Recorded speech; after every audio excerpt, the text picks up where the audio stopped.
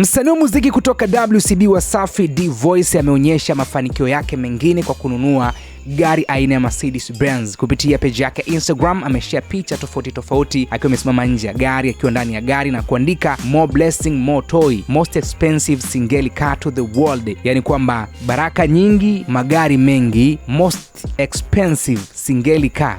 Gari gali kabisa katika upande wa wasanii wa singeli, ama niseme katika upande wa singeli, alafu akaandika single car to the world. Huyo ni D-Voice na wasanii na wadau mbalimbali wamempongeza kwa kile ambacho amekifanya kwa kununua gari. Na nikwambie tu kwamba hii ni Mercedes Benz, kwa muonekano wake hii ni E-Class, hasa itakuwa ni E300 ama E350 AMG line kutokana na muonekano wake wa taa na grill yake. Kwa hiyo jamaa amevuta Mercedes Benz E-Class, na nikwambie tu kwamba gari hii kwa bei ya Tanzania, kwa namna ambavyo inaonekana, kulingana na mwaka husika, inategemeana na mwaka, hali ya gari na aina ya space, na bei ya kununua inategemeana na mwaka ambao msanii amenunua. Hii inalingana na modo kwa mwaka husika ilikuwa ni nini. Nikwambie tu kwamba yale ambayo ni used kuanzia mwaka 2016 mpaka mwaka 2019 ni shilingi milioni 80 mpaka shilingi milioni 120 za Kitanzania.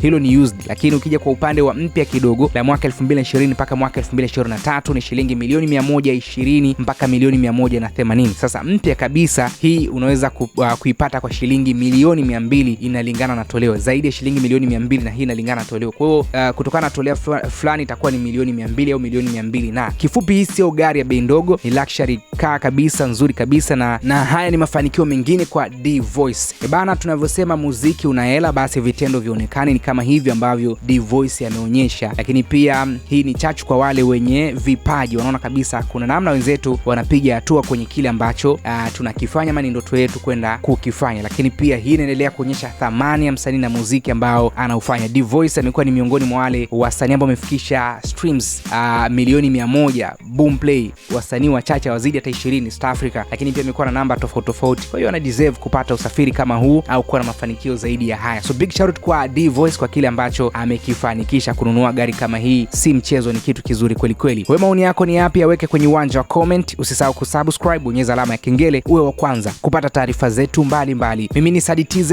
hii ni Simulizi na Sauti.